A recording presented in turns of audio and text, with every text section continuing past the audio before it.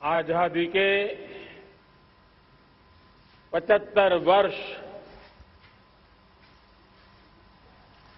पूर्ण होने पर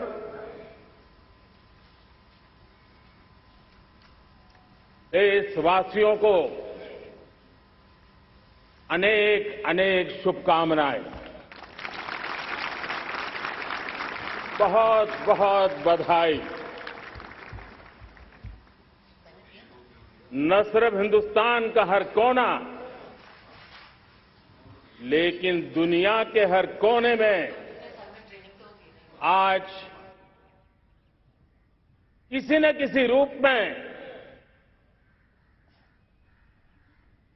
भारतीयों के द्वारा या भारत के प्रति अपार प्रेम रखने वालों के द्वारा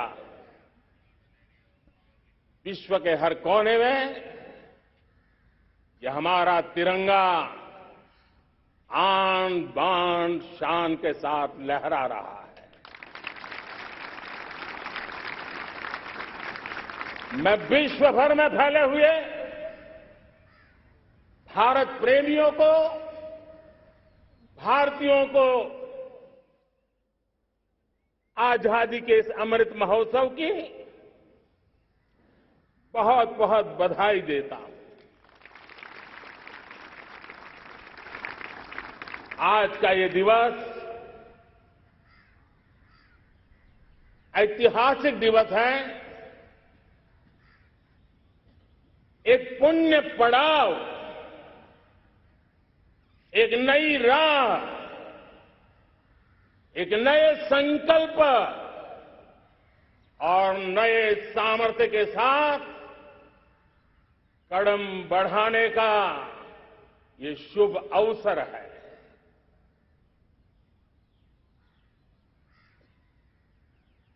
आजादी के जंग में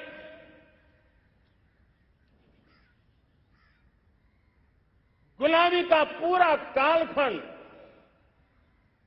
संघर्ष में बीता है। हिंदुस्तान का कोई कोना ऐसा नहीं था, कोई काल ऐसा नहीं था जब देशवासियों ने सैकड़ों सालों तक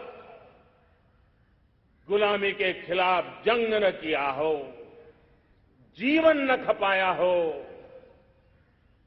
यातनाएं न झेली हो, आहुति न दी हो। आज हम सब देशवासियों के लिए ऐसे हर महापुरुष को, हर त्यागी को, हर बलिदानी को नमन करने का अवसर है, उनका ऋण स्वीकार करने का अवसर है और उनका स्मरण करते हुए उनके सपनों को जल्द से जल्द पूरा करने का संकल्प लेने का भी अवसर है।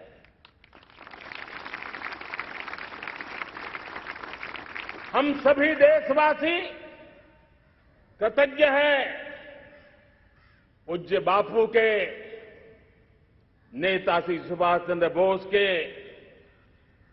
बाबा साहब आंबेडकर के, वीर सावरकर के, जिन्होंने कर्तव्य पथ पर जीवन को खपा दिया। कर्तव्य पथ ही उनका जीवन पथ रहा।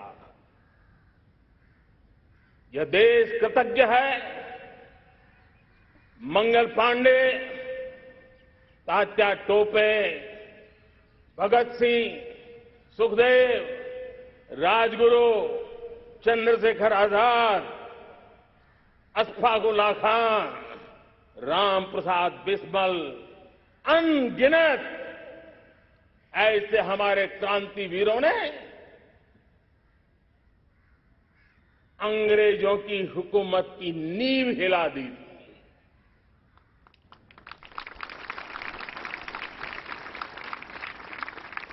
यह राष्ट्र कृतज्ञ है उन वीरांगनाओं के लिए, रानी लक्ष्मीबाई हो, झलकारी बाई, दुर्गा भाभी, रानी गाइदिन्ल्यो, रानी चेन्नम्मा, बेगम हजरत महल, वेलु नाचियार। भारत की नारी शक्ति क्या होती है, भारत की नारी शक्ति का संकल्प क्या होता है, भारत की नारी त्याग और बलिदान की क्या पराकाष्ठा कर सकती है, वैसी अनगिनत वीरांगनाओं का स्मरण करते हुए हर हिंदुस्तानी गर्व से भर जाता है।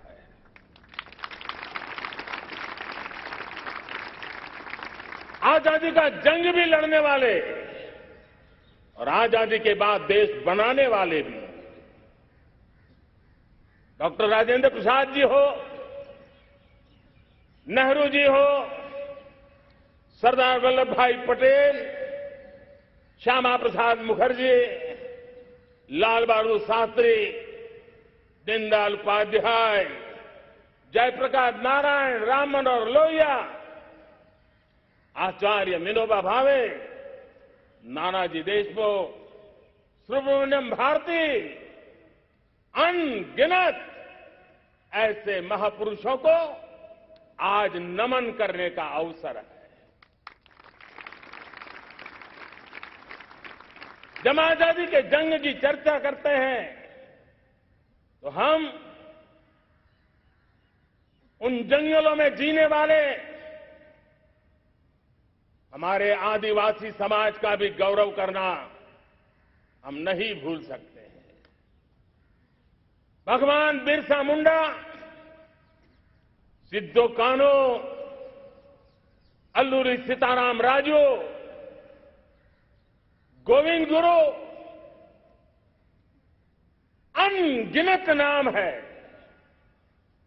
जिन्होंने आजादी के आंदोलन की आवाज बन करके दूर सुदूर जंगलों में भी मेरे आदिवासी भाई बहनों में, माताओं में, युवकों में मातृभूमि के लिए जीने मरने की प्रेरणा जगाई। ये देश का सौभाग्य रहा है कि आजादी के जंग के कई रूप रहे हैं और उसमें एक रूप वो भी था जिसमें नारायण गुरु हो, स्वामी विवेकानंद हो, महर्षि अरविंदो हो, गुरुदेव रविंद्रनाथ टैगोर हो, ऐसे अनेक महापुरुष हिंदुस्तान के हर कोने में, हर काल में भारत की चेतना को जगाते रहे, भारत को चेतनवंत बनाते रहे। अमृत महोत्सव के दौरान देश ने पूरे एक साल से हम देख रहे हैं, 2021 में दांडी यात्रा से प्रारंभ हुआ, स्मृति दिवस को संवारते हुए हिंदुस्तान के हर जिले में, हर कोने में देशवासियों ने आजादी के अमृत महोत्सव के लक्षावधि कार्यक्रम किए हैं। शायद इतिहास में इतना विशाल, व्यापक, लंबा एक ही मकसद का उत्सव मनाया गया हो, वो शायद ये पहली घटना हुई होगी। और हिंदुस्तान के हर कोने में उन सभी महापुरुषों को याद करने का प्रयास किया गया जिनको किसी न किसी कारणवश इतिहास में जगह न मिली या उनको भुला दिया गया था। आज देश ने खोज करके हर कोने में ऐसे वीरों को, महापुरुषों को, त्यागियों को, बलिदानियों को, सत्याग्रहियों को याद किया, नमन किया। अमृत महोत्सव के दरमियान इन सभी महापुरुषों को नमन करने का अवसर रहा। कल 14 अगस्त को भारत ने विभाजन विभीषिका स्मृति दिवस भी बड़े भारी मन से हृदय के गहरे गांवों को याद करते हुए उन कोटि कोटि जनों ने बहुत कुछ सहन किया था। तिरंगे की शान के लिए सहन किया था। मातृभूमि की मिट्टी से मोहब्बत के कारण सहन किया था और धैर्य नहीं खोया था। भारत के प्रति प्रेम ने नई जिंदगी की शुरुआत करने का उनका संकल्प नमन करने योग्य है, प्रेरणा पाने योग्य है। आज जब हम आजादी का अमृत महोत्सव मना रहे हैं तो पिछले 75 साल में देश के लिए जीने मरने वाले, देश की सुरक्षा करने वाले, देश के संकल्पों को पूरा करने वाले, चाहे सेना के जवान हो, पुलिस के कर्मी हो, शासन में बैठे हुए ब्यूरोक्रेट्स हो, जनप्रतिनिधि हो, स्थानीय स्वराज की संस्थाओं के शासक प्रशासक रहे हो, राज्यों के शासक प्रशासक रहे हो, केंद्र के शासक प्रशासक रहे हो, 75 साल में इन सबके योगदान को भी आज स्मरण करने का अवसर है और देश के कोटि कोटि नागरिकों को भी, जिन्होंने 75 साल अनेक प्रकार की कठिनाइयों के बीच भी देश को आगे बढ़ाने के लिए अपने से जो हो सका वो करने का प्रयास किया है। मेरे प्यारे देशवासियों, 75 साल की हमारी ये यात्रा अनेक उतार चढ़ाव से भरी हुई है। सुख दुख की छाया मंडराती रही है और इसके बीच भी हमारे देशवासियों ने उपलब्धियां की है, पुरुषार्थ किया है, हार नहीं मानी है, संकल्पों को ओझल नहीं होने दिया है। और इसलिए, और ये भी सच्चाई है कि सैकड़ों सालों के गुलामी के कालखंड ने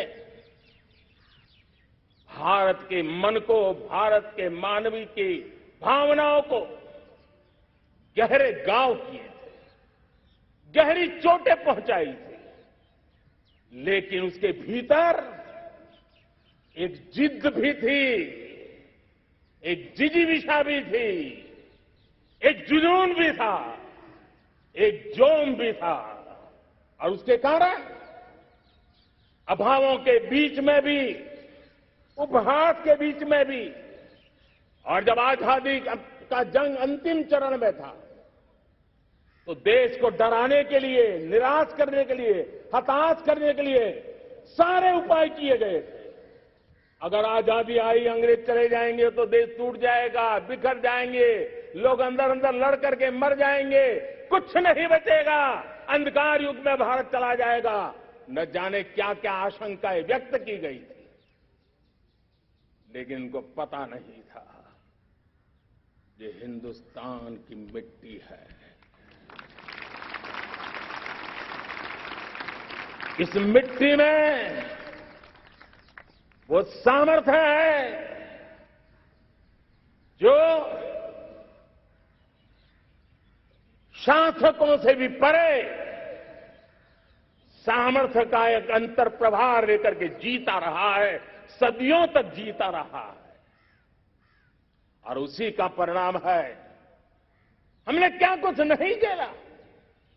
कभी अन्न का संकट झेला, कभी युद्ध के शिकार हो गए, आतंकवाद ने डगर डगर चुनौतियां पैदा की, निर्दोष नागरिकों को मौत के घाट उतार दिया गया, छद्म युद्ध चलते रहे, प्राकृतिक आपदाएं आती रही, सफलता विफलता, आशा निराशा, न जाने कितने पड़ाव आए हैं, लेकिन इन पड़ाव के बीच भी भारत आगे बढ़ता रहा। भारत की विविधता, जो औरों को भारत के लिए बोझ लगती थी, वो भारत की विविधता ही भारत की एक अनमोल शक्ति है, शक्ति का एक अटूट प्रवाह है।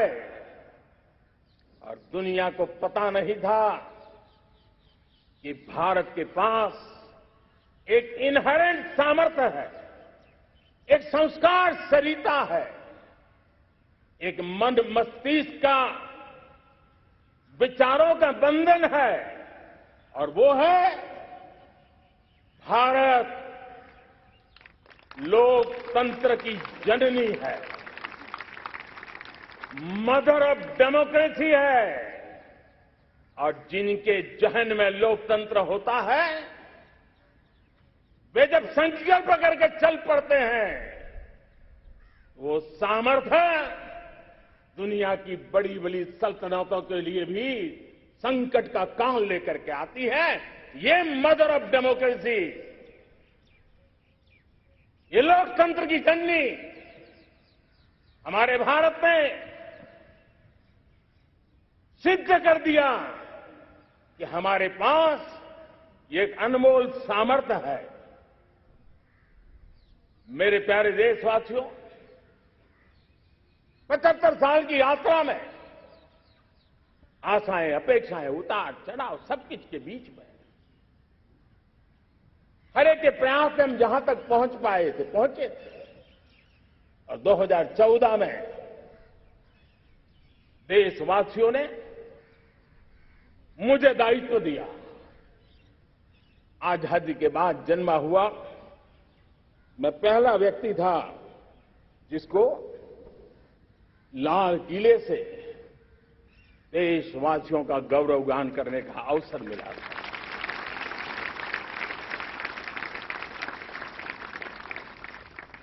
लेकिन मेरे दिल में जो भी आप लोगों से सीखा हूं, जितना आप लोगों को जान पाया हूं मेरे देशवासियों, आपके सुख दुख को समझ पाया हूं, देश की आशा अपेक्षाओं के भीतर वो कौन सी आत्मा बसती है, उसको जितना मैं समझ पाया हूं, उसको लेकर के मैंने अपना पूरा कालखंड देश के उन लोगों को एम्पावर करने में खपाया। मेरे दलित हो, शोषित हो, पीड़ित हो, वंचित हो, आदिवासी हो, महिला हो, युवा हो, किसान हो, दिव्यांग हो, पूरब हो, पश्चिम हो, उत्तर हो, दक्षिण हो, समुद्र का तट हो, हिमालय की कंदराएं हो, हर कोने में महात्मा गांधी का जो सपना था आखिर इंसान की चिंता करने का, महात्मा गांधी जी की आकांक्षा थी अंतिम छोर पर बैठे हुए व्यक्ति को समर्थ बनाने की, मैंने अपने आप को उसके लिए समर्पित किया। और उन 8 साल का नतीजा और आजादी के इतने दशकों का अनुभव आज 75 साल के बाद जब अमृत काल की ओर कदम रख रहे हैं, अमृत काल की ये पहली प्रभात है, तब मैं एक ऐसे सामर्थ्य को देख रहा हूं और जिससे मैं गौरव से भर जाता हूं। देशवासियों, मैं आज देश का सबसे बड़ा सौभाग्य ये देख रहा हूं कि भारत का जनमन आकांक्षी जनमन है। एस्पिरेशनल सोसाइटी किसी भी देश की बहुत बड़ी अमानत होती है और हमें गर्व है कि आज हिंदुस्तान के हर कोने में,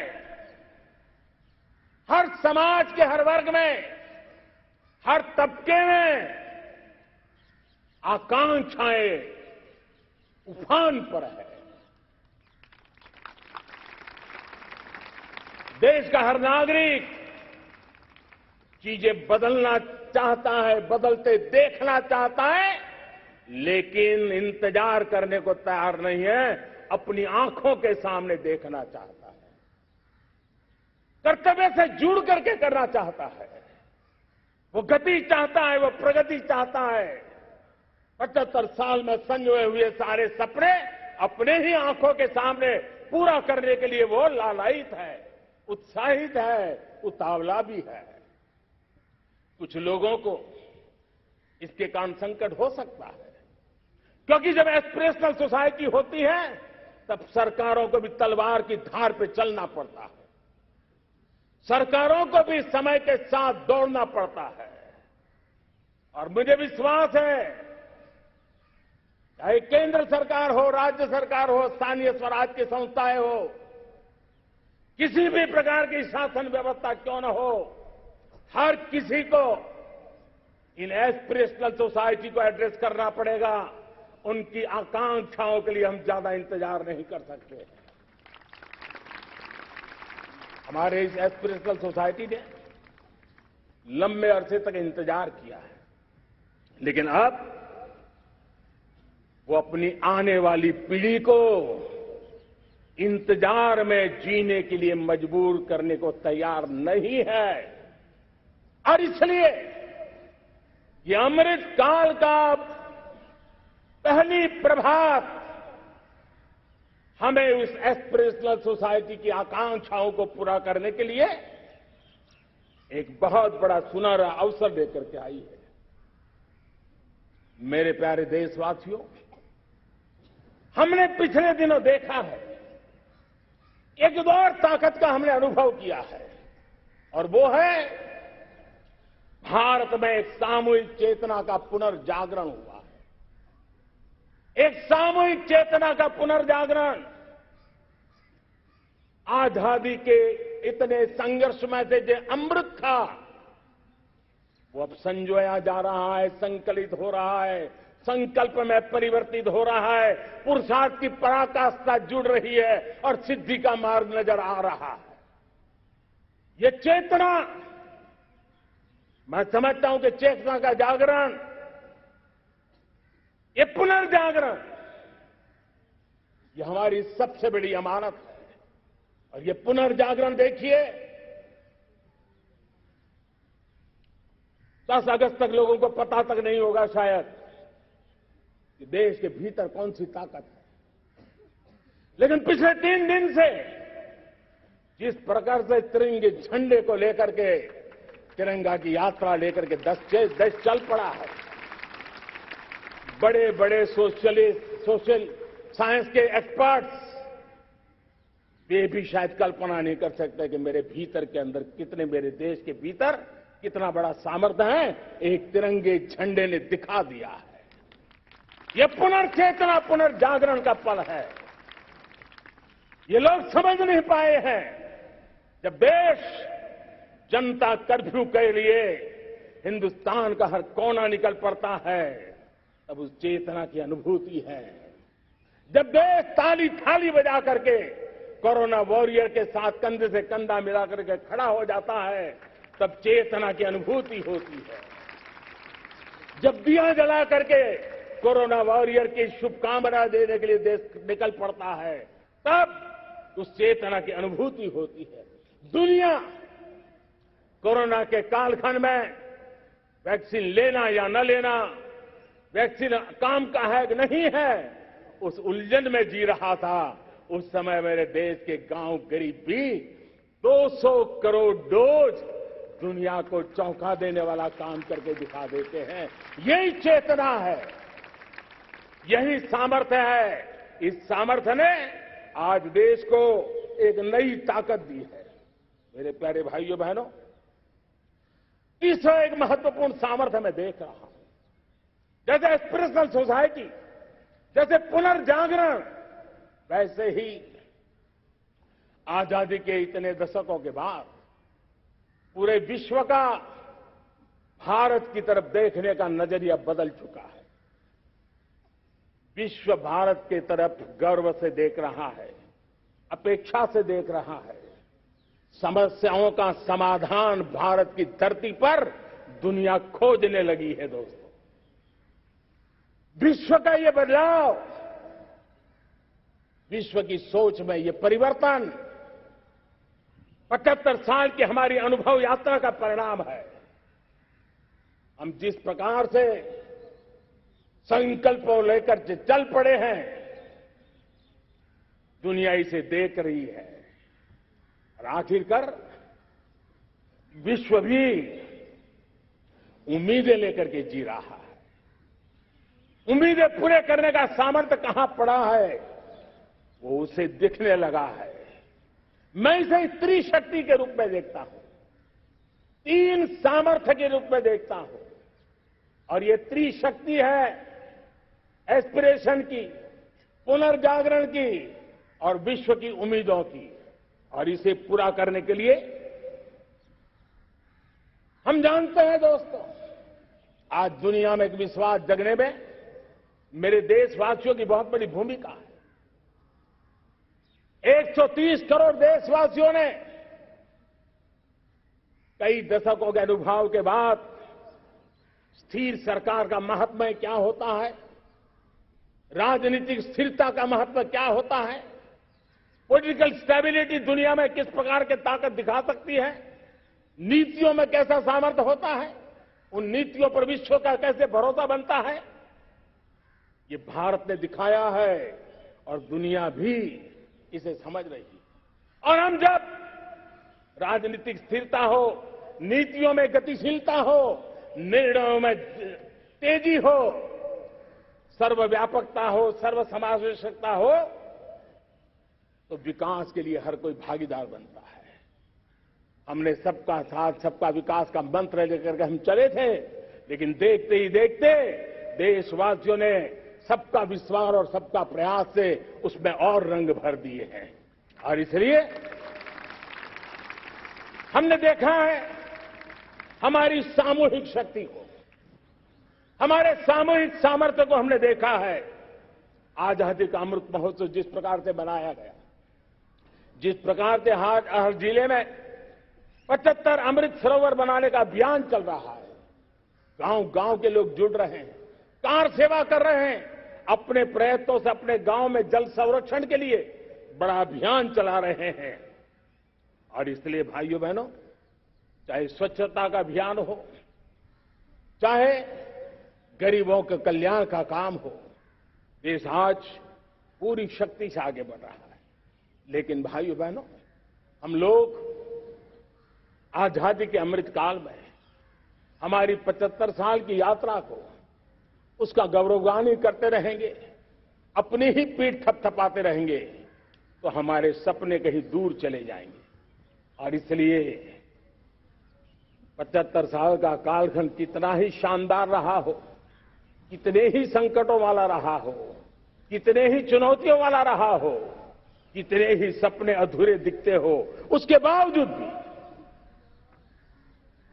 आज जब हम अमृत काल में प्रवेश कर रहे हैं, अगले 25 वर्ष हमारे देश के लिए अत्यंत महत्वपूर्ण है। और इसलिए जब मैं आज मेरे सामने लाल किले पर से 130 करोड़ देशवासियों के सामर्थ्य का स्मरण करता हूं,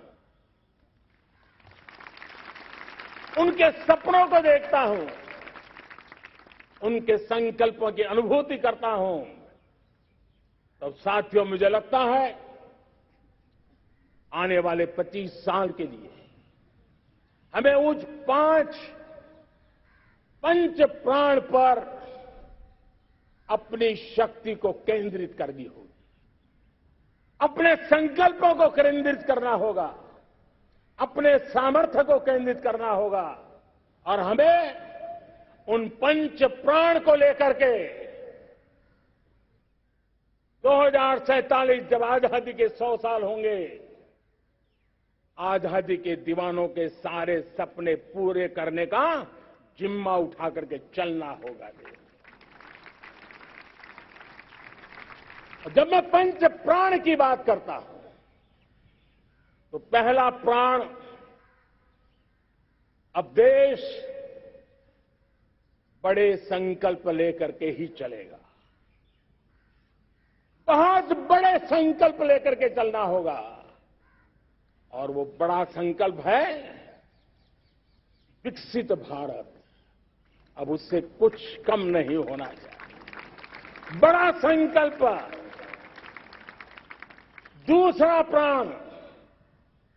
दूसरा प्राण है किसी भी कोने में हमारे मन के भीतर, हमारे आदतों के भीतर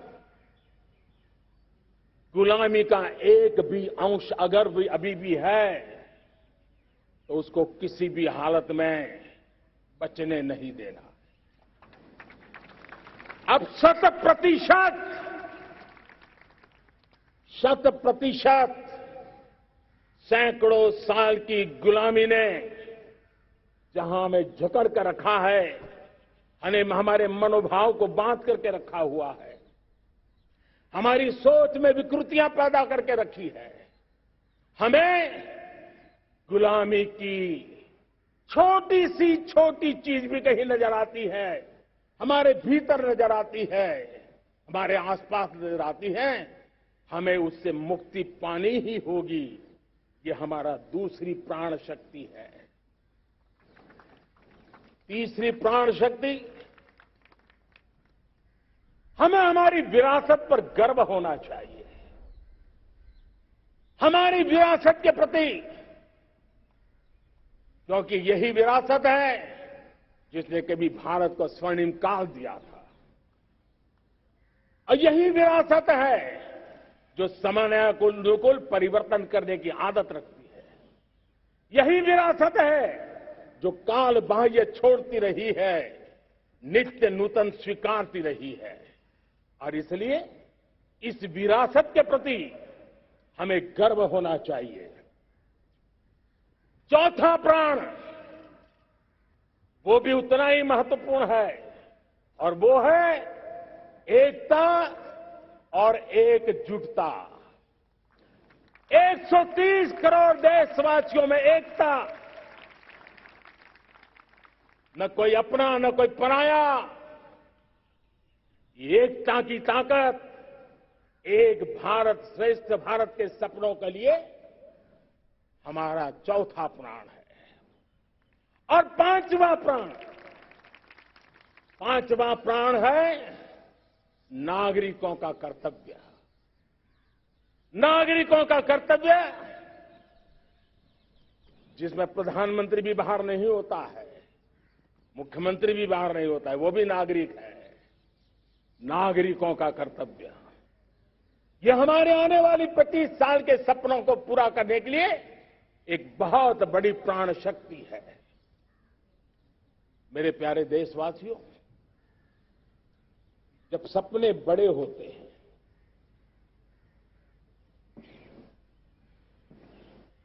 जब संकल्प बड़े होते हैं, तो पुरुषार्थ भी बहुत बड़ा होता है, शक्ति भी बहुत बड़ी मात्रा में जुट जाती है। अब कोई कल्पना कर सकता है कि देश 40-42 के कालखंड को याद कीजिए। देश उठ खड़ा हुआ था, किसी ने हाथ में झाड़ू लिया था, किसी ने तकली ली थी, किसी ने रेंटिया लिया था, किसी ने सत्याग्रह का मार्ग चुना था, किसी ने संघर्ष का मान चुना था, किसी ने क्रांति की वीरता का रास्ता चुना था। लेकिन संकल्प बड़ा था आजादी, और ताकत देखिए, बड़ा संकल्प था तो आजादी लेके रहे। हम आजाद हो गए। अगर संकल्प छोटा होता, सीमित होता, तो शायद आज भी संघर्ष करने के दिन चालू रहते। लेकिन संकल्प बड़ा था तो हमने हासिल भी किया। मेरे प्यारे देशवासियों, अब आज जब अमृत काल की पहली प्रभात है, तो हमें इस 25 साल में विकसित भारत बना के रहना है। अपनी आंखों के सामने और जो 20, 22, 25 साल के नौजवान मेरे देश के मेरे सामने हैं, मेरे देश के नौजवानों, जब देश आजादी के 100 साल मनाएगा तब आप 50-55 के हुए होंगे। मतलब आपके जीवन का ये स्वर्णिम काल, आपकी उम्र के ये 25-30 साल भारत के सपनों को पूरा करने का काल है। आप संकल्प लेकर के मेरे साथ चल पड़िए साथियों, तिरंगे झंडे की शपथ लेकर के चल पड़िए। हम सब पूरी ताकत से लगे आए। बड़ा संकल्प, मेरा देश विकसित देश होगा, डेवलप कंट्री होगा, विकास के हर पैरामीटर में हम मानव केंद्रीय व्यवस्था को विकसित करेंगे। हमारे केंद्र में मानव होगा, हमारे केंद्र में के मानव की आशा आकांक्षाएं होगी। हम जानते हैं भारत जब बड़े संकल्प करता है तो करके भी दिखाता है। जब मैंने यहां स्वच्छता की बात कही थी मेरे पहले भाषण में, देश चल पड़ा, जिससे जहां हो सका स्वच्छता की ओर आगे बढ़ा और गंदगी के प्रति नफरत एक स्वभाव बनता गया। यही तो देश है जिसने इसको करके दिखाया है और कर भी रहा है, आगे भी कर रहा है। यही तो देश है जिसने वैक्सीनेशन, दुनिया दुविधा में थी, 200 करोड़ का लक्ष्य पार कर लिया, समय सीमा में कर लिया, पुराने सारे रिकॉर्ड तोड़ के कर लिया। ये देश कर सकता है। हमने तय किया था देश को खाड़ी के तेल पर हम गुजारा करते हैं, झाड़ी के तेल की ओर कैसे बढ़े। 10% इथेनॉल ब्लेंडिंग का सपना बड़ा लगता था, पुराना इतिहास बताता था संभव नहीं है, लेकिन समय से पहले 10% इथेनॉल ब्लेंडिंग करके देश ने इस सपने को पूरा कर दिया। भाइयों बहनों, 2.5 करोड़ लोगों को इतने कम समय में बिजली कनेक्शन पहुंचाना छोटा काम नहीं था, देश ने करके दिखाया। लाखों परिवारों के घर में जल से नल, नल से जल, नल से जल पहुंचाने का काम आज देश तेज गति से कर रहा है। खुले में शौच से मुक्ति भारत के अंदर आज संभव हो पाया है। मेरे प्यारे देशवासियों, अनुभव कहता है कि एक बार हम सब संकल्प लेकर के चल पड़े तो हम निर्धारित लक्ष्यों को पार कर सकते हैं। रिन्यूएबल एनर्जी का लक्ष्य हो, देश में नए मेडिकल कॉलेज बनाने का इरादा हो, डॉक्टरों की तैयारी करवानी हो, हर क्षेत्र में पहले से गति बहुत बड़ी है। और इसलिए मैं कहता हूं, अब आने वाले 25 साल बड़े संकल्प के हो। यही हमारा प्राण, वही हमारा प्रण भी होना चाहिए। दूसरी बात मैंने कही है, उस प्राण शक्ति की मैंने चर्चा की है कि गुलामी की मानसिकता। देश की सोचिए भाइयों, कब तक दुनिया हमें सर्टिफिकेट बांटती रहेगी? कब तक दुनिया के सर्टिफिकेट पर हम गुजारा करेंगे? क्या हम अपने मानक नहीं बनाएंगे? क्या 130 करोड़ का देश अपने मानकों को पार करने के लिए पुरुषार्थ नहीं कर सकता है? हमें किसी भी हालत में औरों के जैसा दिखने की कोशिश करने की जरूरत नहीं है। हम जैसे हैं वैसे, लेकिन सामर्थ्य के साथ खड़े होंगे, ये हमारा मिजाज होना चाहिए। हमें गुलामी से मुक्ति चाहिए। हमारे मन के भीतर दूर दूर 7 समंदर के नीचे भी गुलामी का तत्व नहीं बच रहना चाहिए। और मैं आशा देखता हूं, जिस प्रकार से नई राष्ट्रीय शिक्षा नीति बनी है, जिस मंथन के साथ बनी है, कोटि कोटि लोगों के विचार प्रवाह को संकलित करते हुए बनी है, और भारत की धरती की जमीन से जुड़ी हुई शिक्षा नीति बनी। रसखस हमारी धरती के मिले हैं। हमने जो कौशल्य पर बल दिया है, ये एक ऐसा सामर्थ्य है जो हमें गुलामी से मुक्ति की ताकत देगा। हमने देखा है कभी कभी तो हमारी टैलेंट भाषा के बंधनों में बन जाती है। ये गुलामी की मानसिकता का परिणाम है। हमें हमारे देश की हर भाषा पे गर्व होना चाहिए। वो हमें भाषा आती हो या ना आती हो, लेकिन मेरे देश की भाषा है, मेरे पूर्वजों ने दुनिया को दी हुई ये भेंट सौगात है, हमें गर्व होना चाहिए। मेरे साथियों, आज डिजिटल इंडिया का रूप हम देख रहे हैं, स्टार्टअप देख रहे हैं। कौन लोग हैं? ये वो टैलेंट है जो टियर 2, टियर 3 सिटी में किसी गांव गरीब के परिवार में बसे हुए लोग हैं। ये हमारे नौजवान है जो आज नई नई खोज के साथ दुनिया के सामने आ रहे हैं। गुलामी की मानसिकता हमें उसे तिलांजलि देनी पड़ेगी। अपने सामर्थ्य पर भरोसा करना होगा। दूसरी एक बात जो मैंने कही, तीसरी मेरी प्राण शक्ति की बात है, वो है हमारी विरासत पर हमें गर्व होना चाहिए। जब हम अपनी धरती से जुड़ेंगे, जब हम अपनी धरती से जुड़ेंगे, तभी तो ऊंचा उड़ेंगे।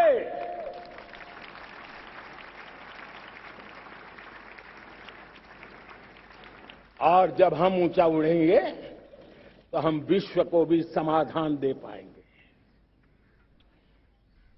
हमने देखा है जब हम अपनी चीजों पे गर्व करते हैं। आज दुनिया होलिस्टिक हेल्थ केयर की चर्चा कर रही है, लेकिन जब होलिस्टिक हेल्थ केयर की चर्चा करती है तो उसकी नजर भारत के योग पर जाती है, भारत के आयुर्वेद पर जाती है, भारत की होलिस्टिक लाइफस्टाइल के पर जाती है। ये हमारी विरासत है, हम जो दुनिया को दे रहे हैं। दुनिया आज उससे प्रभावित हो रही है। अब हमारी ताकत देखिए, हम वो लोग हैं जो प्रकृति के साथ जीना जानते हैं, प्रकृति को प्रेम करना जानते हैं। आज विश्व पर्यावरण की जो समस्याओं से जूझ रहा है, हमारे पास वो विरासत है। ग्लोबल वार्मिंग की समस्याओं के समाधान का रास्ता हम लोगों के पास है, हमारे पूर्वजों ने दिया हुआ है। जब हम लाइफस्टाइल की बात करते हैं,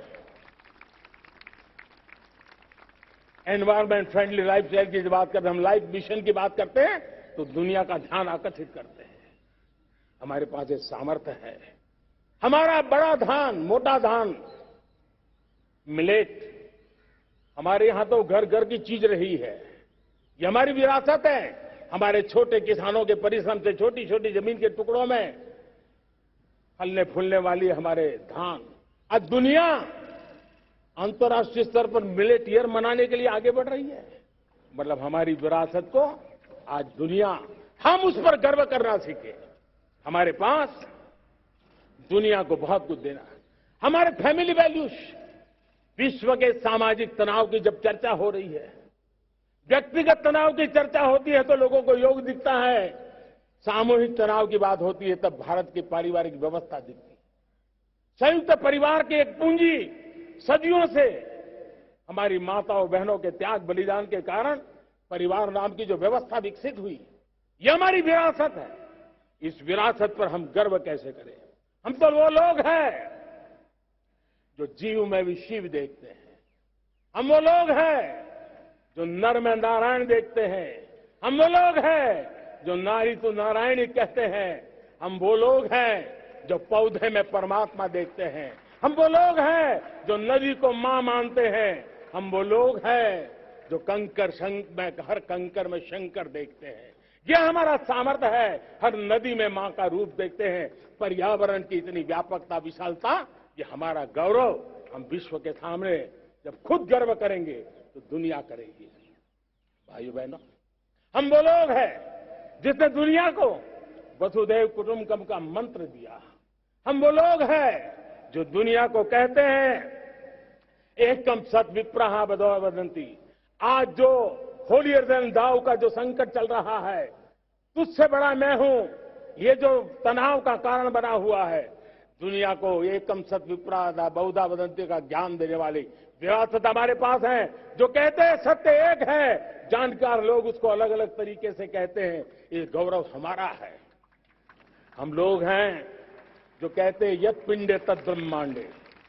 कितनी बड़ी सोच है। जो ब्रह्मांड में है वो हर जीव मात्र में है। यत पिंडे तद ब्रह्मांडे, ये कहने वाले हम लोग हैं। हम वो लोग हैं जितने दुनिया का कल्याण देखा है। हम जन कल्याण से जग कल्याण के राही रहे हैं। जन कल्याण से जग कल्याण की राह पर चलने वाले हम लोग जब दुनिया की कामना करते हैं तब कहते हैं सर्वे अपनी सुखिनो संतु सर्वे संतु निरामया। सबके सुख की बात, सबके आरोग्य की बात करना, ये हमारी विरासत है। और इसलिए हम बड़ी शान के साथ हमारी इस विरासत का गर्व करना सीखें। ये प्राण शक्ति है हमारी, जो हमें 25 साल के सपनों पूरा करने के लिए जरूरी है। उसी प्रकार से मेरे प्यारे देशवासियों, एक और महत्वपूर्ण विषय है एकता, एकजुटता। इतने बड़े देश को, उसकी विविधता को हमें सेलिब्रेट करना है। इतने पंथ परंपराएं, ये हमारे आन बान शान है। कोई नीचा नहीं, कोई ऊंचा नहीं है, सब बराबर है। कोई मेरा नहीं, कोई पराया नहीं, सब अपने हैं। ये भाव एकता के लिए बहुत जरूरी है। घर में भी एकता की नींव तभी रखी जाती है जब बेटे बेटी एक समान हो। अगर बेटे बेटी एक समान नहीं होंगे तो एकता के मंत्र नहीं गूंज सकते हैं। जेंडर इक्वलिटी हमारी एकता के लिए पहली शर्त।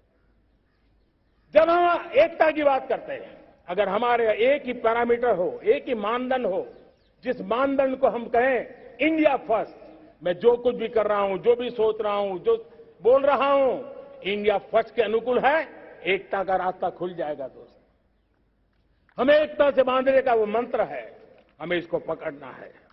मुझे पूरा विश्वास है कि हम समाज के अंदर ऊंच नीच के भेदभावों से, मेरे तेरे के भेदभावों से हम सबकी पुजारी बने। श्रमेव जयते कहते हैं हम, श्रमिक का सम्मान, ये हमारा स्वभाव होना चाहिए। लेकिन भाइयों बहनों, मैं लाल किले से मेरी एक पीड़ा और कहना चाहता हूं। ये दर्द मैं कहे बिना नहीं रह सकता। मैं जानता हूं कि शायद लाल किले का विषय नहीं हो सकता, लेकिन मेरे भीतर का दर्द मैं कहां कहूंगा। देशवासियों के सामने नहीं कहूंगा तो कहां कहूंगा। और वो है, किसी न किसी कारण से हमारे अंदर एक ऐसी विकृति आई है, हमारी बोलचाल में, हमारे व्यवहार में, हमारे कुछ शब्दों में, हम नारी का अपमान करते हैं।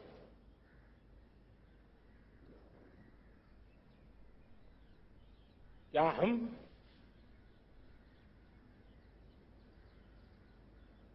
स्वभाव से, संस्कार से, रोजमर्रा की जिंदगी में नारी को अपमानित करने वाली हर बात से मुक्ति का संकल्प ले सकते हैं?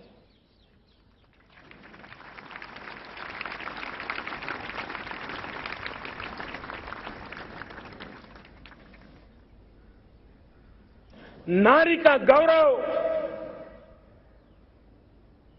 राष्ट्र के सपने पूरे करने में बहुत बड़ी पूंजी बनने वाला है। ये सामर्थ्य मैं देख रहा हूं और इसलिए मैं इस बात का आग्रही हूं। मेरे प्यारे देशवासियों, मैं 5वीं प्राण शक्ति की बात करता हूं और वो 5वीं प्राण शक्ति है नागरिक का कर्तव्य। दुनिया में जिन जिन देशों ने प्रगति की है, जिन जिन देशों ने कुछ अचीव किया है, व्यक्तिगत जीवन में भी जिसने अचीव किया है, कुछ बातें उभर करके सामने आती हैं। एक, अनुशासित जीवन। दूसरा, कर्तव्य के प्रति समर्पण। व्यक्ति की जीवन की सफलता हो, समाज की हो, परिवार की हो, राष्ट्र की हो, ये मूलभूत मार्ग है, ये मूलभूत प्राण शक्ति है। और इसलिए हमें कर्तव्य पर बल देना ही होगा। ये शासन का काम है कि बिजली 24 घंटे पहुंचाने के लिए प्रयास करे, लेकिन ये नागरिक का कर्तव्य है कि जितनी ज्यादा यूनिट बिजली बचा सकते बचाएं। हर खेत में पानी पहुंचाना सरकार की जिम्मेवारी है, सरकार का प्रयास है, लेकिन पर ड्रॉप मोर क्रॉप, पानी बचाते हुए आगे बढ़ना, मेरे हर खेत से आवाज उठनी चाहिए।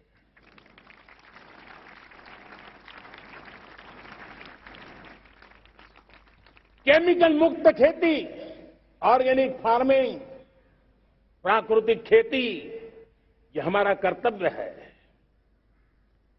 साथियों, चाहे पुलिस हो या पीपल हो, शासक हो या प्रशासक हो, ये नागरिक कर्तव्य से कोई अछूता नहीं हो सकता है।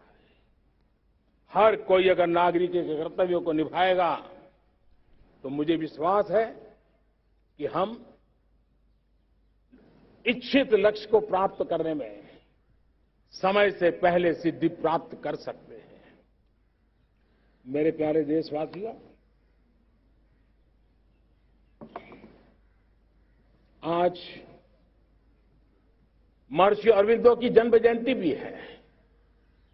मैं उस महापुरुष के चरणों में नमन करता हूं, लेकिन हमें उस महापुरुष को याद करना होगा जिन्होंने कहा था, स्वदेशी से स्वराज, स्वराज से सुराज। ये उनका मंत्र है। हम सबको सोचना होगा कि हम कब तक दुनिया के और लोगों पर निर्भर रहेंगे। क्या हमारे देश का अन्न की आवश्यकता हो, हम आउटसोर्स कर सकते हैं क्या? जब देश ने तय कर लिया कि हमारा पेट हम खुद भरेंगे, देश ने करके दिखाया कि नहीं दिखाया? एक बार संकल्प लेते हैं तो होता है दोस्त। और इसलिए आत्मनिर्भर भारत, ये हर नागरिक का, हर सरकार का, समाज के हर इकाई का ये दायित्व बन जाता है। ये आत्मनिर्भर भारत, ये सरकारी एजेंडा, सरकारी कार्यक्रम नहीं है। ये समाज का जन आंदोलन है जिसे हमें आगे बढ़ाना है। मेरे साथियों, आज जब ये बात हमने सुनी, आजादी के 75 साल के बाद जिस आवाज को सुनने के लिए हमारे कान तरस रहे थे, 75 साल के बाद वो आवाज सुनाई दी है। 75 साल के बाद लाल किले पर से तिरंगे को सलामी देने का काम पहली बार मेड इन इंडिया तोप ने किया है। कौन हिंदुस्तानी होगा जिसको ये बात, एक आवाज उसे नई प्रेरणा, ताकत नहीं दी? और इसलिए मेरे प्यारे भाई बहनों, मैं आज मेरे देश के सेना के जवानों का हृदय से अभिनंदन करना चाहता हूं। मेरी आत्मनिर्भर की बात को संगठित स्वरूप में, साहस के स्वरूप में मेरी सेना के जवानों ने, सेना नायकों ने जिस जिम्मेवारी के साथ कंधे पे उठाया है, मैं उनको जितनी सैल्यूट करूं उतनी कम है दोस्तों। उनको आज मैं सलाम करता हूं, क्योंकि सेना का जवान मौत को मुट्ठी में लेकर के चलता है। मौत और जिंदगी के बीच में कोई फासला ही नहीं होता है, और तब बीच में वो डट करके खड़ा होता है। और वो मेरा सेना का जवान तय करे कि हम 300 ऐसी चीजों आप लिस्ट करते हैं जो हम विदेश से नहीं लाएंगे, हमारे देश की। ये संकल्प छोटा नहीं है। मुझे इस संकल्प में भारत के आत्मनिर्भर भारत के उज्ज्वल भविष्य के वो बीज मैं देख रहा हूं जो इस सपने को वटवृक्ष में परिवर्तित करने वाले हैं। सैल्यूट, सैल्यूट मेरे सेना के अधिकारियों को, सैल्यूट।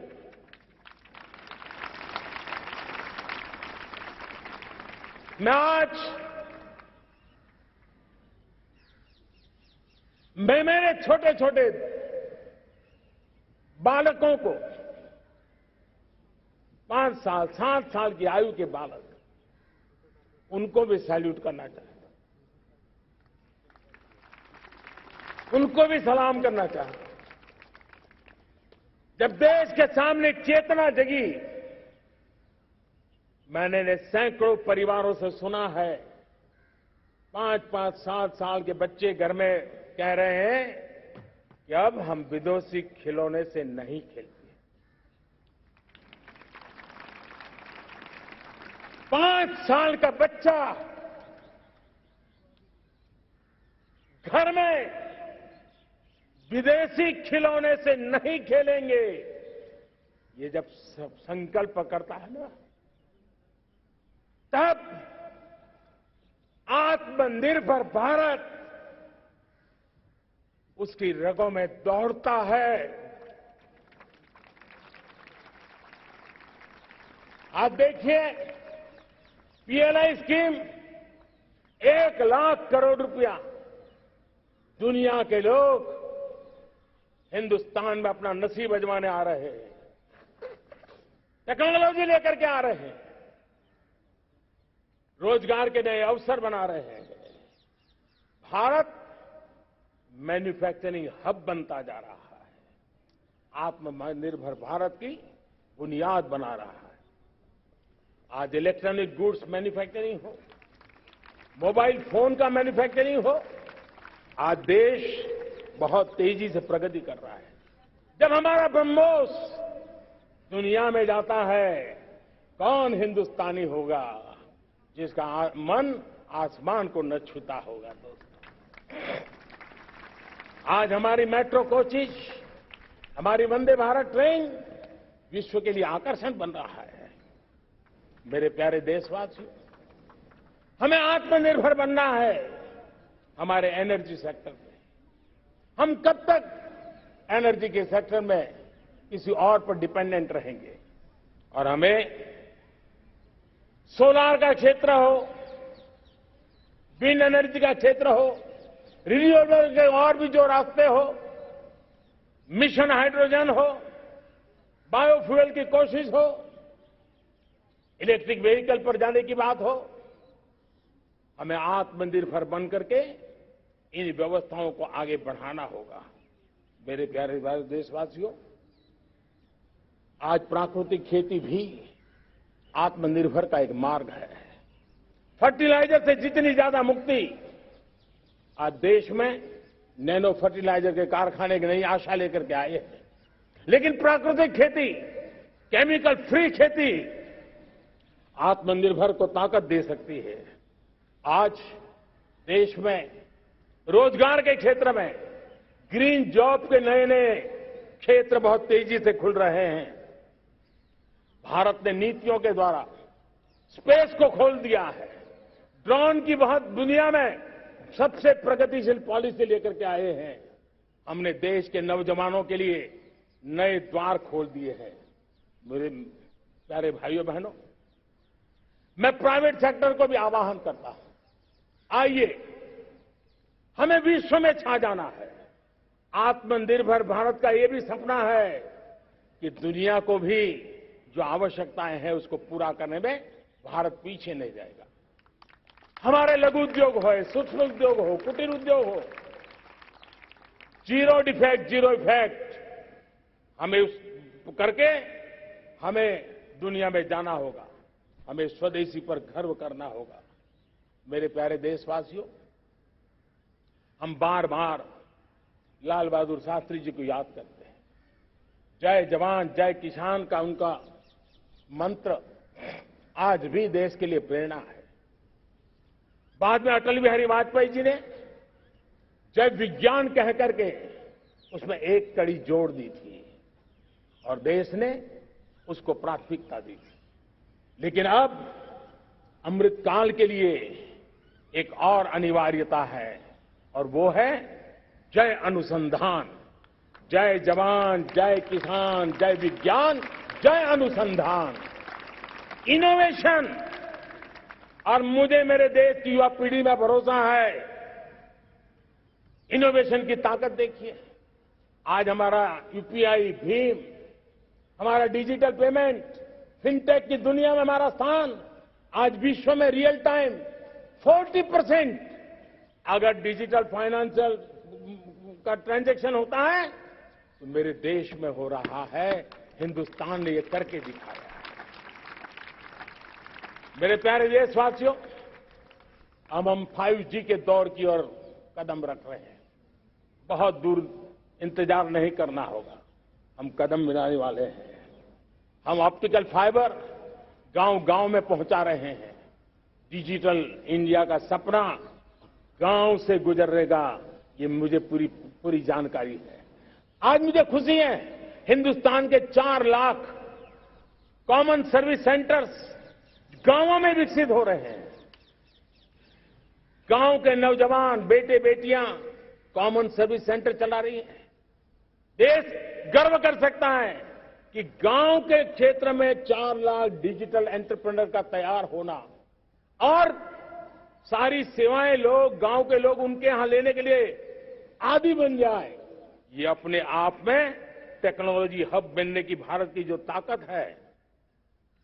मेरे प्यारे देशवासियों, ये जो डिजिटल इंडिया का मूवमेंट है, जो सेमीकंडक्टर की ओर हम कदम मांड रहे हैं, 5G की ओर कदम मांड रहे हैं, ऑप्टिकल फाइबर का नेटवर्क बिछा रहे हैं, ये सिर्फ आधुनिकता की पहचान ऐसा नहीं है। 3 बड़ी ताकतें इसके अंदर समाहित है। शिक्षा में आमूलचूल क्रांति, ये डिजिटल माध्यम से आने वाली है। स्वास्थ्य सेवाओं में आमूलचूल क्रांति डिजिटल से आने वाली है। कृषि जीवन में भी बहुत बड़ा बदलाव डिजिटल से आने वाला है।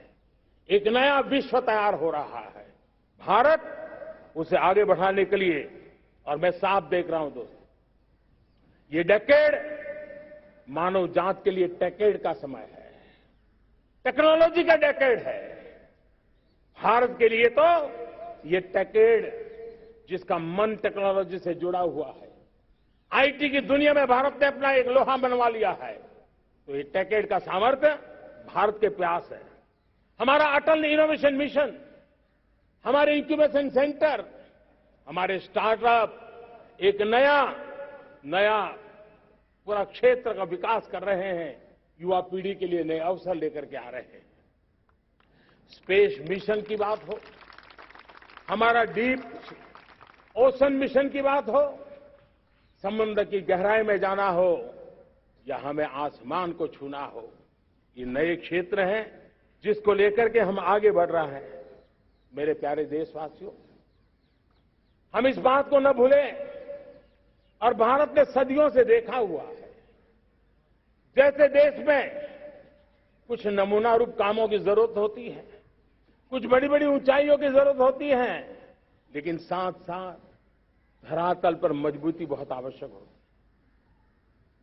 भारत की आर्थिक विकास की संभावनाएं धरातल की मजबूती से जुड़ी हुई है, और इसलिए हमारे छोटे किसान, उनका सामर्थ्य, हमारे छोटे उद्यमी, उनका सामर्थ्य, हमारे लघु उद्योग, कुटीर उद्योग, सूक्ष्म उद्योग, रेहड़ी पटरी वाले लोग, घरों में काम करने वाले लोग, ऑटो रिक्शा चलाने वाले लोग, बस सेवाएं देने वाले लोग, ये समाज का जो सबसे बड़ा तबका है, इसका सामर्थ्यवान होना भारत के सामर्थ्य की गारंटी है। और इसलिए हमारे आर्थिक विकास की ये जो मूलभूत जमीनी ताकत है, उस ताकत को सर्वाधिक बल देने की दिशा में हमारा प्रयास चल रहा है। मेरे प्यारे देशवासियों, हमारे पास 75 साल का अनुभव है। हमने 75 साल में कई सारी सिद्धियां भी प्राप्त की हैं। हमने 75 साल के अनुभव में नए सपने भी संजोए हैं, नए संकल्प भी लिए हैं। लेकिन अमृतकाल के लिए हमारे मानव संसाधन का ऑप्टिमम आउटकम कैसे हो, हमारी प्राकृतिक संपदा का ऑप्टिमम आउटकम कैसे हो, इस लक्ष्य को लेकर के हमें चलना है। और तब मैं पिछले कुछ सालों से अनुभव से कहना चाहता हूं, आपने देखा होगा आज अदालत के अंदर देखिए, हमारी वकील के क्षेत्र में काम करने वाले हमारी नारी शक्ति किस ताकत के साथ नजर आ रही है।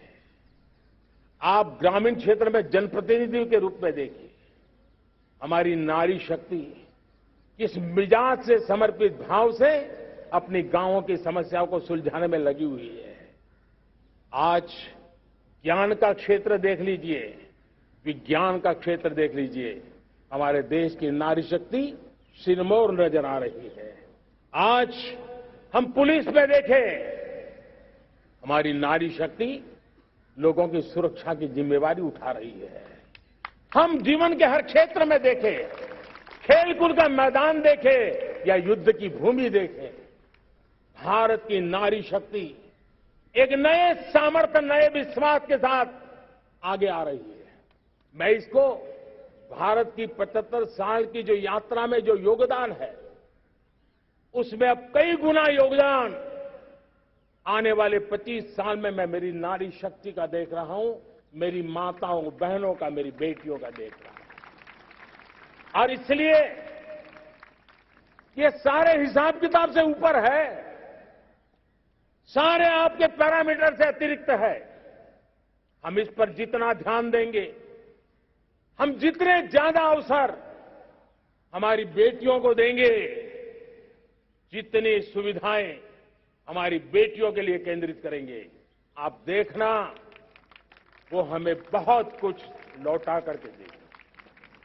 वो देश को इस ऊंचाई पर ले जाएगी। इस अमृत काल में जो सपने पूरे करने में जो मेहनत लगने वाली है, अगर हमारी नारी शक्ति की मेहनत जुड़ जाएगी, व्यापक रूप से जुड़ जाएगी, तो हमारी मेहनत कम होगी, हमारा समय सीमा भी कम हो जाएगी, हमारे सपने और तेजस्वी होंगे, और ओजस्वी होंगे, और दैदीप्यमान होंगे।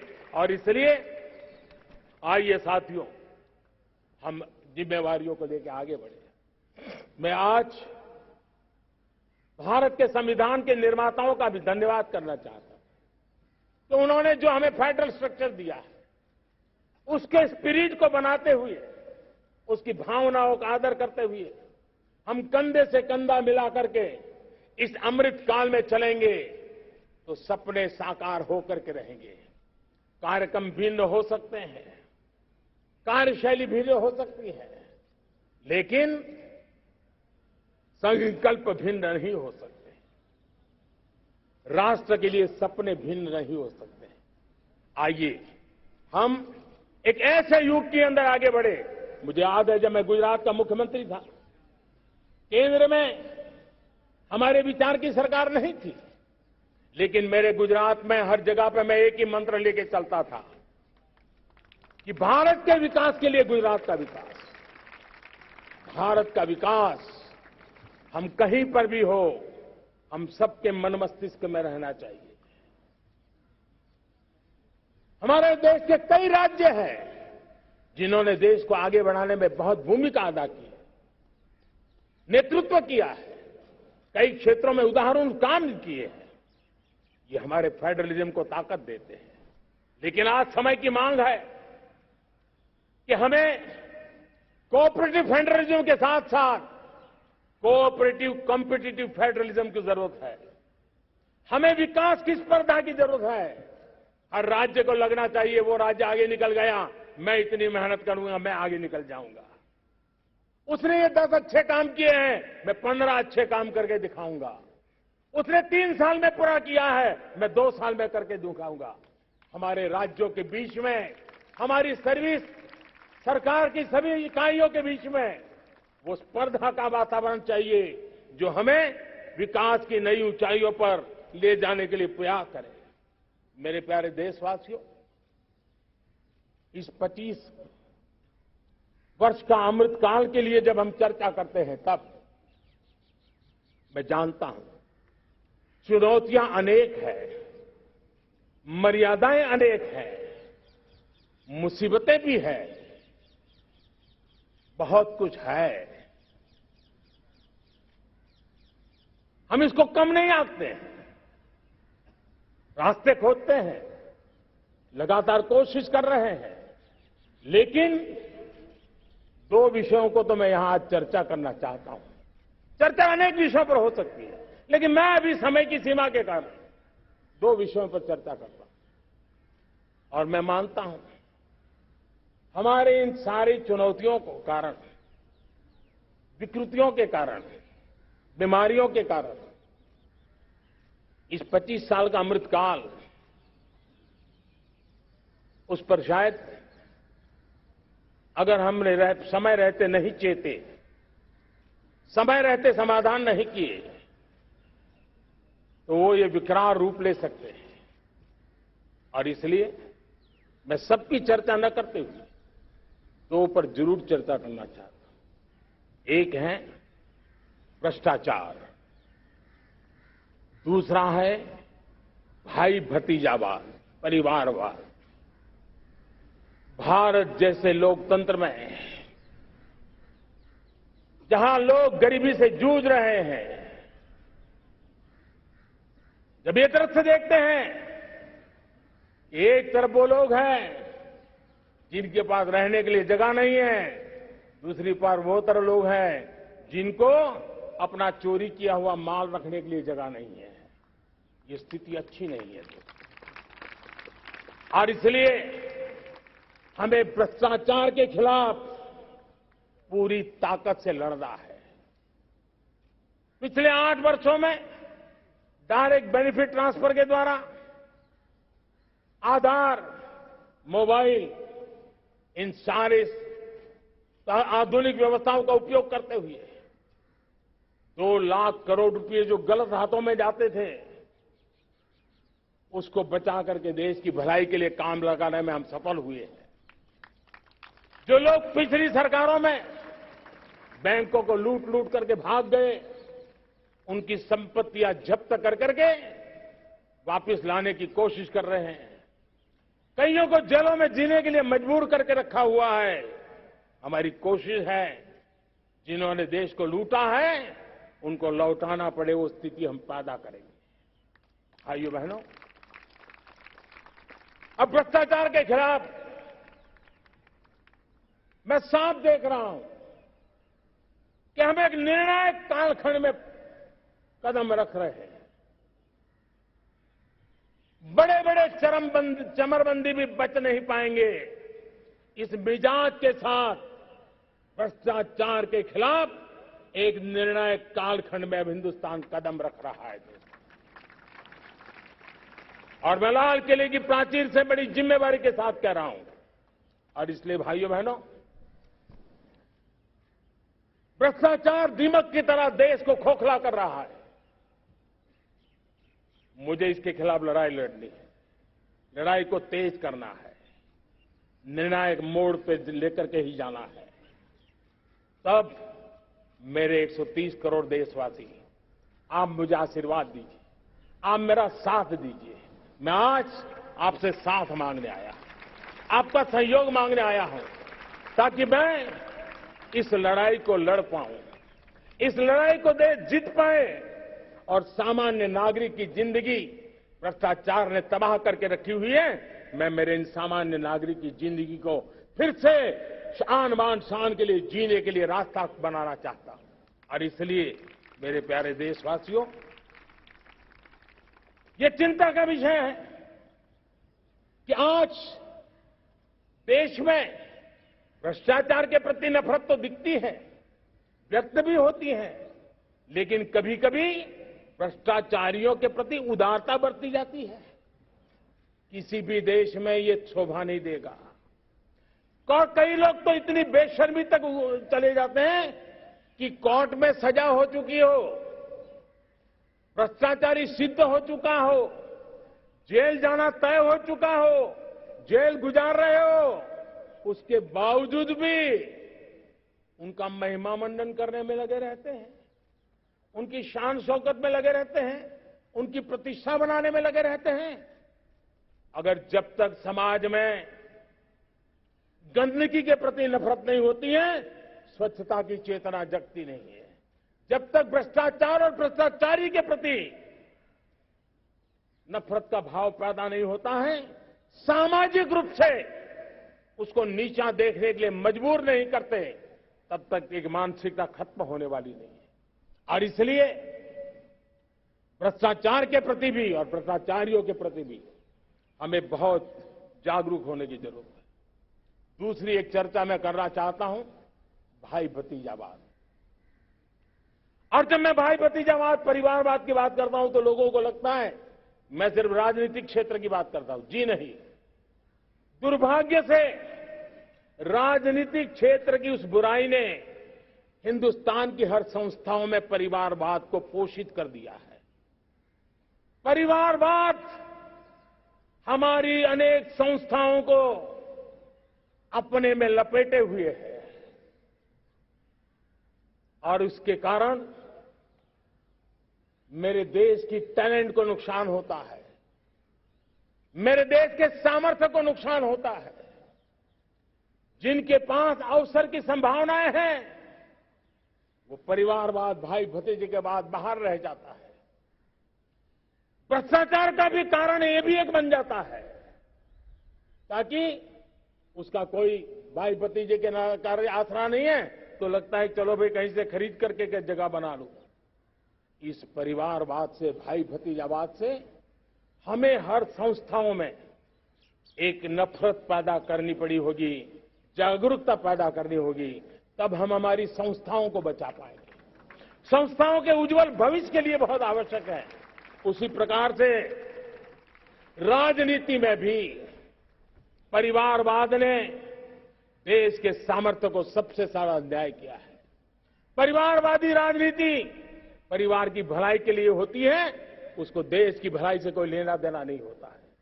और इसलिए लाल किले की प्राचीर से तिरंगे झंडे के आन बान शान के नीचे भारत के संविधान का स्मरण करते हुए मैं देशवासियों को खुले मन से कहना चाहता हूं, आइए हिंदुस्तान के राजनीति के शुद्धिकरण के लिए भी, हिंदुस्तान की सभी संस्थाओं के शुद्धिकरण के लिए भी हमें देश को इस परिवारवादी मानसिकता से मुक्ति दिला करके योग्यता के आधार पर देश को आगे ले जाने की ओर बढ़ना होगा।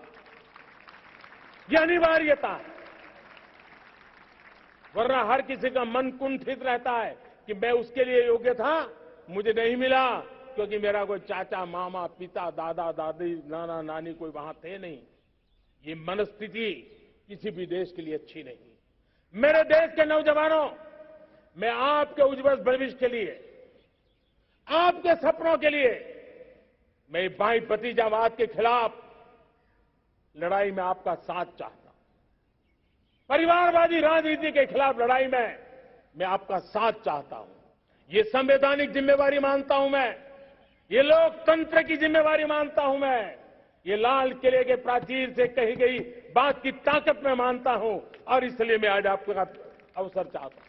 हमने देखा पिछले दिनों खेलों में, ऐसा तो नहीं है कि देश के पास पहले प्रतिभाएं नहीं रही होंगी, ऐसा तो नहीं है कि खेलकूद की दुनिया में हिंदुस्तान के नौजवान, हमारे बेटे बेटियां कुछ कर नहीं सकते, लेकिन सिलेक्शन भाई भतीजेवाद की चैनल से गुजरते थे और उसके कारण वो खेल के मैदान तक, उस देश तक तो पहुंच जाते थे।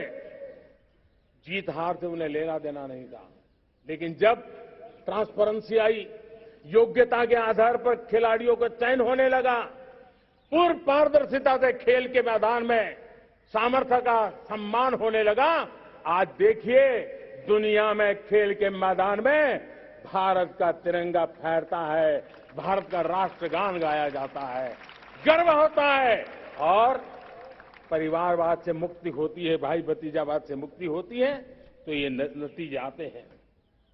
मेरे प्यारे देशवासियों, ये ठीक है, चुनौतियां बहुत हैं। अगर इस देश के सामने करोड़ों संकट है तो करोड़ों समाधान भी है, और मेरा 130 करोड़ देशवासियों पर भरोसा है। 130 करोड़ देशवासी निर्धारित लक्ष्य के साथ, संकल्प के प्रति समर्पण के साथ, जब 130 करोड़ देशवासी एक कदम आगे रखते हैं ना, तो हिंदुस्तान 130 करोड़ कदम आगे बढ़ जाता है। इस सामर्थ्य को लेकर के हमने आगे बढ़ना है। इस अमृत काल में, जब ये अमृत काल की पहली बेला है, पहली प्रभात है, हमें आने वाले 25 साल को एक पल भी भूलना नहीं है। एक एक दिन, समय का प्रत्येक क्षण, जीवन का प्रत्येक कण मातृभूमि के लिए जीना, और तभी आजादी के दीवानों को हमारी सच्ची श्रद्धांजलि होगी। तभी 75 साल तक देश को यहां तक पहुंचाने में जिन जिन लोगों ने योगदान किया, उनका पुण्य स्मरण हमें काम आएगा। मैं देशवासियों से आग्रह करते हुए, नई संभावनाओं को संजोते हुए, नए संकल्पों को पार करते हुए, आगे बढ़ने का विश्वास लेकर के आज अमृत काल का आरंभ करते हैं। आजादी का अमृत महोत्सव अब अमृत काल की दिशा में पलट चुका है, आगे बढ़ चुका है। तब इस अमृत काल में सबका प्रयास अनिवार्य है। सबका प्रयास ही परिणाम लाने वाला है। टीम इंडिया की भावना ही देश को आगे बढ़ने वाली है। 130 करोड़ देशवासियों की ये टीम इंडिया एक टीम के रूप में आगे बढ़ करके सारे सपनों को साकार करेंगी। इसी पूरे विश्वास के साथ मेरे साथ बोलिए, जय हिंद, जय हिंद, जय हिंद। भारत माता की, भारत माता की, भारत माता की। वंदे, वंदे, वंदे। बहुत बहुत धन्यवाद।